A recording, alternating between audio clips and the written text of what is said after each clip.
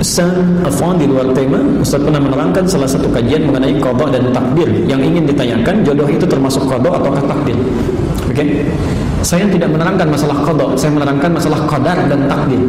Ya, karena qada, ada qadar, ada takdir, itu berbeda. Ya, ada qada, ada qadar, ada takdir.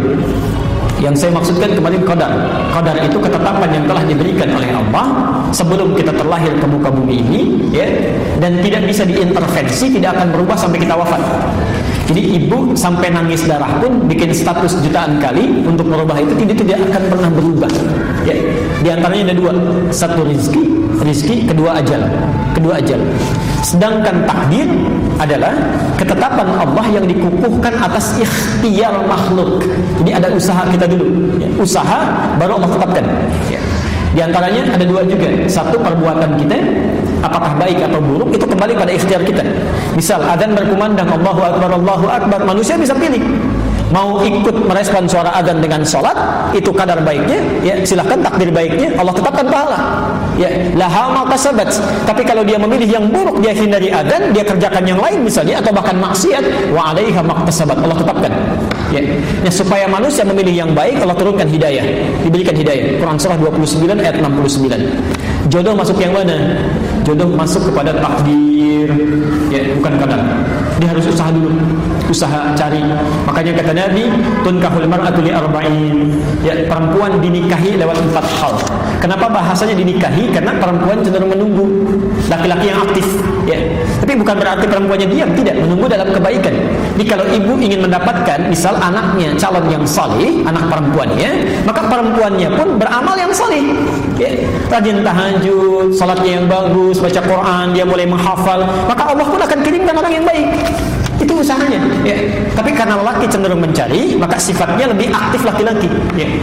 Tunkahul mar'atu li arba'in, perempuan dinikahi karena 4 hal, ya. Pertama, limaliha, karena harta bendanya, ya. Kemudian karena cantikannya, kemudian linasabiha, karena latar belakangnya, kemudian yang terakhir lidiniha, karena faktor kesolehan agamanya, ya. Fadfar bidzatid dini taribat yadak, pilih yang keempat, itu yang paling bagus. Maaf, suka ada keliru menerjemahkan. Limaliha itu sering diartikan dengan yang banyak hartanya. Saya kurang sepakat, ya. Walaupun ada kecenderungan orang memilih itu yang banyak harta, ya. Sebetulnya yang dimaksudkan adalah yang bisa mengelola harta suaminya, bisa mengatur, ya. Jadi kalau suami punya pendapatan 5 juta calon suami, jangan cari calon istri yang zakat mualnya saja 10 juta. Enggak akan nyambung. Dicari pasangan yang sesuai, ya, punya kemampuan 5 juta, cari yang bisa mengatur harta suami dengan 5 jutanya. Itu maksudnya, ya. Jamaluha bukan jamilah. Kalau jamilah itu cantik, paras. Tapi kalau jamal itu keindahan, ya. Kadang-kadang mohon maaf, ada kecantikannya nilainya misalnya 100, ya. Tapi cerewetnya juga 1000, ya. Itu bisa jadi nggak nyambung, ya. Yang dimaksud jamal itu kecantikan, ya, bisa kepada paras, bisa kecantikannya di dalam. Orang katakan inner beauty misalnya, ya. Jadi itu yang membuat ketenangan dalam rumah tangga. Saya beri contoh, misal istri Nabi Zainab dengan Khadijah, cantik mana? Sudah pernah lihat belum? Bagaimana bisa jawab itu? Oke. Itu seringkali diilustrasikan Zainab itu kalau dilihat mata tidak berkedip, ya, wajah tidak berpaling. Karena itu Nabi pernah dituduh, Nabi itu menikahi Zainab karena hasrat saja, ya. Tapi itu terbantahkan oleh fakta sejarah. Dia tidak punya keturunan dari situ, ya. Dan yang paling menarik, ternyata dengan Khadijah itu yang disebut-sebut sampai dalam mimpi Khadijah. Masya Allah. Kenapa bisa disebut demikian? Jawabannya ada di Al-Bukhari nomor hadis yang keempat. Silahkan dicek itu. Silahkan dicek.